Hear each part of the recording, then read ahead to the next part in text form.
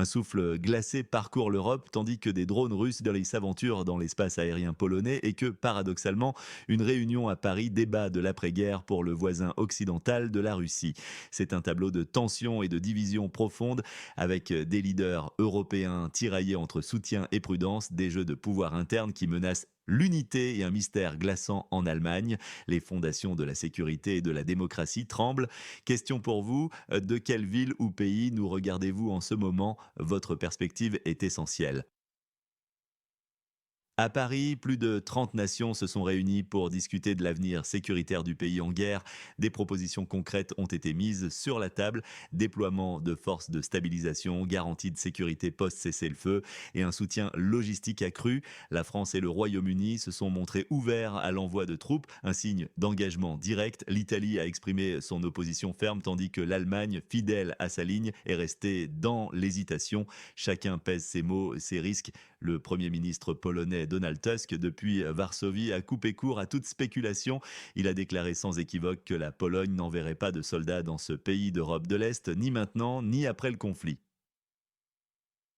Selon lui, la Pologne, nous l'avons répété à maintes reprises, n'envisage pas d'envoyer de soldats, même après la fin de la guerre. Nous sommes responsables de la logistique. Cette tâche est suffisante pour ne pas dire d'une importance exceptionnelle. Et bien sûr, tout le monde accepte cette forme de présence de la Pologne, d'aide pour le voisin occidental de la Russie. La Pologne se positionne donc comme le principal hub logistique et humanitaire de la région, un rôle essentiel mais sans engagement direct de troupes au sol. Mais la scène politique polonaise est secouée par une confrontation ouverte. Le président Karol Nawrocki s'est rendu à Washington DC où il a rencontré Donald Trump. Profitant de cette tribune internationale, Nawrocki a lancé une critique virulente contre le gouvernement polonais de Donald Tusk. Il a accusé le cabinet de Tusk d'incompétence flagrante dans les relations américano-polonaises depuis 2 ans et de gérer la politique étrangère sur des délires. Des mots cinglants, n'est-ce pas? Selon le président Nawrocki, je suis en désaccord avec le Premier ministre et le gouvernement polonais sur de nombreux sujets. Mais aujourd'hui, à Washington, j'ai représenté la raison d'État polonaise. J'ai accompli cette tâche que le gouvernement polonais, nous le savons, n'a pas été capable de faire. Il ne s'en sort pas depuis 2 ans dans les relations polono-américaines. Je suis donc heureux que le président de la Pologne puisse s'en charger. Je pense ici au contexte étatique et non à ce que monsieur le vice-premier ministre, ministre des Affaires étrangères, a imaginé ou à ce qu'il a voulu proposer aux Polonaises et aux Polonais dans les coulisses de la politique sérieuse. C'est de la politique et je parle des affaires polonaises. Une véritable guerre ouverte des récits se joue devant nos yeux et elle a des répercussions immédiates. Dans le même temps, la tension monte aux frontières. L'armée polonaise a signalé 2 violations de son espace aérien par des drones russes. Ces incidents survenus la nuit dernière coïncident avec une attaque massive de la Russie contre le pays d'Europe de l'Est impliquant plus de 500 drones et 24 missiles en une seule journée. Le système de défense aérienne polonais a immédiatement localisé ces drones. Ils ont été suivis avant de quitter le territoire polonais sans causer de dommages, selon le général Wisław Kukua, chef d'état-major. La Pologne a réagi en lançant l'opération Aurore de l'Est pour renforcer sa surveillance. Le ministre de la Défense nationale, Władysław Kosiniak-Kamysz, a insisté sur la rétention d'informations pour ne pas faciliter la tâche à l'ennemi. L'actualité interne polonaise est également secouée par un scandale. L'eurodéputé Robert Biedroń a publié une photo de Donald Trump et Karol Nawrocki observant des avions de chasse avec la légende Sans Patrol en service. Ce terme est péjoratif. Ce geste a été jugé scandaleux et offensant. Pourquoi? Car ces avions rendaient hommage à un pilote polonais récemment décédé en service. Biedroń a effacé le post, blâmant un assistant, un acte de mépris ou une simple gaffe malheureuse. Le peuple polonais est en colère et bon... Après Washington, le président Nawrocki s'est rendu à Rome. La visite a commencé par un geste symbolique au Vatican, un dépôt de gerbes sur la tombe de Jean-Paul II, un signal politique fort pour les racines chrétiennes de la Pologne. Il a ensuite rencontré la première ministre italienne Giorgia Meloni au palais Chigi. Les discussions ont porté sur des sujets cruciaux: l'accord commercial UE-Mercosur avec un accent sur la protection des agriculteurs européens et la sécurité incluant le soutien aux voisins occidental de la Russie et le flanc sud de l'OTAN. La langue corporelle a été très remarquée. Meloni, chaleureuse, souriante. Nawrocki, lui, est apparu tendu, formel, manquant de naturel. Qu'est-ce que cela révèle? Face à cette série d'événements, le président du pays d'Europe de l'Est, Volodymyr Zelensky, a lancé un appel dramatique. Suite à l'attaque russe massive, la nuit la plus difficile depuis des mois, avec 500 drones et 24 roquettes ciblant les infrastructures énergétiques et résidentielles, il a réclamé des systèmes de défense aérienne supplémentaires. Il a également demandé des sanctions beaucoup plus sévères contre la Russie, affirmant que l'impunité de Poutine découle du manque de pression. Il a déclaré une autre attaque massive. Poutine démontre son impunité. Cela exige une réaction du monde. Ce n'est que par manque de pression suffisante que la Russie poursuit cette agression. C'est un cri du cœur, un appel à la conscience mondiale. Et en Allemagne, une série de décès inexpliqués jette une ombre inquiétante. 6 candidats de l'alternative pour l'Allemagne, AfD, sont décédés en Rhénanie du Nord-Westphalie peu avant les élections locales. La police a conclu à des causes naturelles, excluant la participation de tiers. Pourtant, les dirigeants du parti ont exprimé leur consternation et ont qualifié la situation de statistiquement presque impossible. L'économiste Stefan Homburg, cité par Alice Weidel, a déclaré: c'est statistiquement presque impossible. Cette affaire alimente déjà les théories du complot, perturbant le processus électoral et la confiance des citoyens. Dites-nous dans les commentaires où êtes-vous situé actuellement, ville et pays, s'il vous plaît. Pourquoi tout cela importe-t-il maintenant? La guerre des récits entre le président Nawrocki et le Premier ministre Tusk paralyse la politique étrangère polonaise. Elle projette une image de faiblesse et de division à un moment critique pour l'Europe. Pouvons-nous nous permettre de telles discordes face à une menace extérieure croissante? Le scandale Biedroń, lui, érode la confiance dans les représentants élus, renforçant le cynisme envers la classe politique. Ce mépris affiché pour la mémoire des héros militaires est une blessure profonde pour la nation. Les décès inexpliqués des candidats de l'AfD en Allemagne ne sont pas de simples faits divers. Ils menacent de déstabiliser la scène politique allemande et la confiance dans les institutions démocratiques.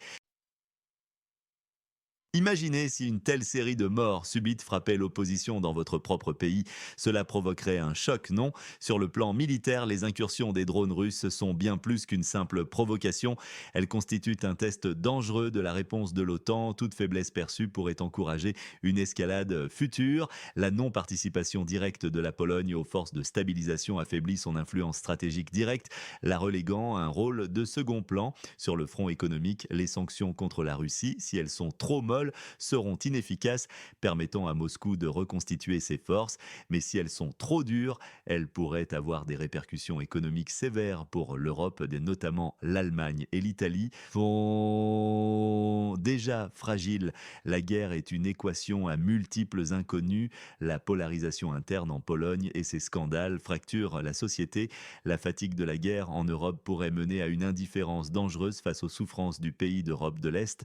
Les théories du complot autour de l'AfD sapent la cohésion sociale en Allemagne. Le doute s'installe, la méfiance grandit, le tissu social est mis à l'épreuve. Quel événement dans votre région ou secteur est actuellement sous-estimé par les médias mais pourrait avoir des conséquences majeures? Partagez vos analyses en commentaire.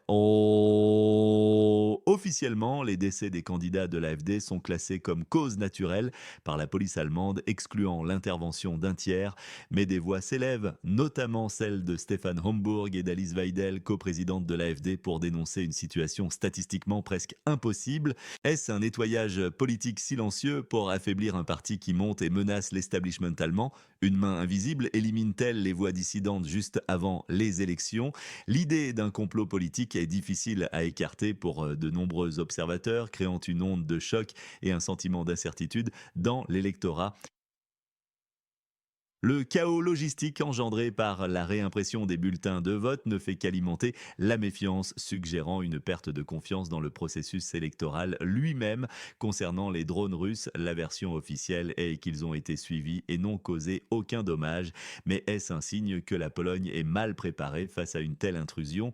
Le gouvernement cache-t-il l'étendue réelle de la menace pour éviter la panique générale? Ou s'agit-il d'une provocation calculée de la Russie pour tester notre réactivité et notre vulnérabilité. Selon le ministre de la Défense, Władysław Kosiniak-Kamysz, retenir certaines informations est crucial pour ne pas faciliter la tâche à l'ennemi, mais cela nourrit aussi les spéculations. L'incident du sans-patrol de Robert Biedroń, officiellement une gaffe d'un assistant, mais des sources non officielles suggèrent un message délibéré des élites progressistes, un mépris pour les valeurs traditionnelles et le sacrifice militaire. S'agit-il d'un test pour voir jusqu'où les élites peuvent aller sans conséquence? Le parti d'opposition, notamment Janusz Korwin-Mikke et Beata Szydło, a violemment attaqué Biedroń, qualifiant son acte de crachat sur la mémoire des héros, un outrage à la patrie. L'excuse de l'assistant est perçue comme un lâche mensonge. Les motivations derrière ces actes sont multiples. Pour Donald Tusk, sa déclaration "pas de soldats" est présentée comme de la prudence. Cependant, pour ses détracteurs, c'est une capitulation de fait face aux pressions occidentales. Préférant une Pologne simple hub plutôt qu'un acteur militaire fort, il sacrifierait le statut de leader pour une sécurité apparente. Le président Nawrocki, en revanche, mène une critique agressive. Pour ses partisans, il tente désespérément de sauver l'honneur de la Pologne d'un gouvernement qui la mène à l'isolement. Il serait le dernier rempart contre l'affaiblissement de la position polonaise sur la scène mondiale. Quant à Robert Biedroń, son mépris idéologique pour tout ce qui est militaire et national transparaîtrait dans cette provocation, révélant une profonde déconnexion de l'identité polonaise. C'est un déni des valeurs fondatrices de la nation. À qui faites-vous confiance sur cette question de sécurité européenne? Y a-t-il un orateur ou un média dont l'analyse vous semble la plus juste? Dites-le nous. Historiquement, la Pologne a toujours été le rempart de l'Europe contre les invasions de l'Est, des Mongols à l'Union soviétique. Elle a souvent été la première ligne de défense, l'analogie est forte. La Pologne doit être une forteresse, pas seulement un hub logistique. L'histoire nous montre qu'un pays divisé est un pays affaibli. La cohabitation conflictuelle entre le président et le premier ministre n'est pas nouvelle en Pologne. Des exemples passés, comme Lech Wałęsa contre divers premiers ministres ou Lech Kaczynski contre Donald Tusk, illustrent que cette confrontation actuelle est un schéma récurrent qui affaiblit la nation. L'histoire se répète et la Pologne paie le prix de ces divisions incessantes. Le geste symbolique du président Nawrocki au Vatican, le dépôt de gerbes sur la tombe de Jean-Paul II, n'est pas seulement religieux. Il évoque la stature morale de la Pologne, son identité chrétienne forte et son rôle historique dans la chute du communisme. C'est un contraste marqué avec une Europe souvent perçue comme laïcisée et affaiblie. La montée des nationalismes en Europe, symbolisée par l'AfD en Allemagne et le parti Fratelli d'Italia de Giorgia Meloni, s'inscrit dans une tendance plus large de rejet de l'establishment et des élites globalistes. La coopération entre Nawrocki et Meloni pourrait symboliser un nouvel axe conservateur, une vraie Europe qui défend ses valeurs traditionnelles. Les appels du président français Macron à l'envoi de troupes dans le pays d'Europe de l'Est sont une toile de fond essentielle. La déclaration catégorique de Tusk est une réaction directe à ces discussions, soulignant les divisions au sein de l'OTAN sur l'approche à adopter face à la Russie, l'agressivité croissante de la Russie avec ses incursions de drones et ses attaques massives contre le voisin occidental de la Russie s'inscrit dans une escalade continue. Cela démontre que Moscou ne recule devant rien et teste les limites de l'Occident. La montée en puissance de l'AfD en Allemagne, qui progresse dans les sondages depuis des mois, rend la série de décès de ses candidats d'autant plus suspecte et impactante. Cela touche un mouvement politique en pleine ascension, ajoutant au mystère. Cette fragmentation géopolitique et l'émergence de nouveaux blocs sont une tendance mondiale. La coopération Pologne-Italie sur le Mercosur et la sécurité en est un exemple. Des pays cherchent des alliances bilatérales au sein de l'Union européenne pour contrer les politiques des grandes puissances. Cela crée des mini-blocs qui défient l'hégémonie franco-allemande traditionnelle. La guerre hybride et les cybermenaces sont également au cœur de l'actualité. Les drones russes sont un rappel brutal que la guerre moderne ne se limite pas aux champs de bataille traditionnels, mais inclut les violations d'espace aérien et la guerre informationnelle, avec la désinformation et les théories du complot qui se propage à grande vitesse, l'érosion de la confiance dans les institutions est mondiale. Les controverses comme l'affaire Biedroń, les décès de l'AfD et la guerre politique en Pologne s'inscrivent dans une tendance où les citoyens remettent de plus en plus en question la parole officielle et les médias traditionnels cherchant des vérités cachées derrière les discours. Votre pronostic sur les élections locales en Allemagne, l'AfD va-t-il capitaliser sur le mystère entourant les décès de ses candidats? Dites-nous votre avis et une raison Alors, que nous réserve l'avenir? Plusieurs scénarios se dessinent, certains plus sombres que d'autres. Dans le pire des cas, la division interne polonaise s'intensifie, rendant le pays inefficace sur la scène internationale. La Russie pourrait intensifier ses provocations, menant à une confrontation directe et à une escalade sans précédent. L'Europe, lassée par la fatigue de la guerre, pourrait céder, laissant le pays d'Europe de l'Est s'effondrer. L'AfD, utilisant les décès comme levier, pourrait accéder au pouvoir en Allemagne, sapant l'unité européenne et changeant le visage de la politique continentale. Un tel scénario est terrifiant, mais pas impossible. Le scénario le plus probable, selon nos analyses, est une continuation de la guerre des récits en Pologne, sans victoire nette pour aucun camp. Les incursions de drones russes se poursuivront sporadiquement, maintenant la tension sans escalade majeure. L'Europe augmentera modérément les sanctions, mais sans véritable coup de grâce contre la Russie. L'affaire Biedrogne s'estompera avec des excuses tièdes et les décès de l'AfD resteront un mystère, alimentant les spéculations mais sans changement majeur d'enquête officielle, une sorte d'immobilisme dans la tension. Cependant, il existe aussi l'inattendu. Que se passerait-il si le gouvernement polonais et le président Nawrocki trouvaient un terrain d'entente face à une menace extérieure urgente et indiscutable, une cyberattaque massive, une attaque militaire directe de la Russie contre un membre de l'OTAN? Cela pourrait forger une unité nationale forcée.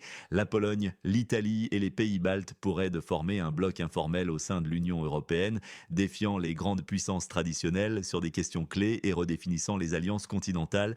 De quelle région du monde nous suivez-vous? Votre ville et votre pays nous intéressent beaucoup. Qui en sort gagnant? Qui en sort perdant? Potentiellement, le président Nawrocki pourrait consolider son image de leader fort et efficace à l'étranger, ainsi que sa capacité à dénoncer les faiblesses internes du gouvernement Tusk.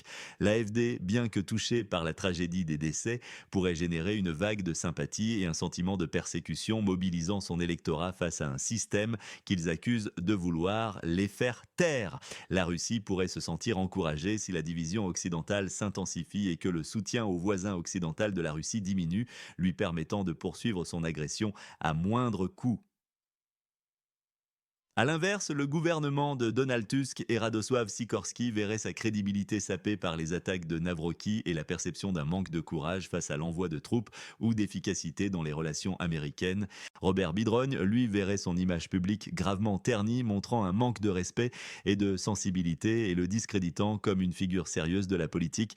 Le pays d'Europe de l'Est risquerait de perdre le soutien crucial nécessaire pour repousser l'agression russe si l'appel de Zelensky n'est pas entendu. Enfin, la Pologne, en tant que nation unie, souffrirait.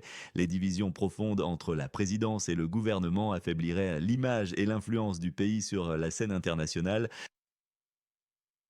La ligne rouge entre l'OTAN et la Russie, où se situe-t-elle exactement et qui devrait la tracer? Exprimez votre opinion face à ces enjeux colossaux. Comment l'Europe peut-elle retrouver sa voix et sa force? Quel est le prix réel de la division et de l'inaction? Pour ne rien manquer de ces analyses sans filtre, abonnez-vous à notre chaîne, activez la cloche des notifications et partagez cette vidéo avec ceux qui cherchent la vérité derrière les gros titres. Votre engagement est notre seule garantie de continuer à vous informer.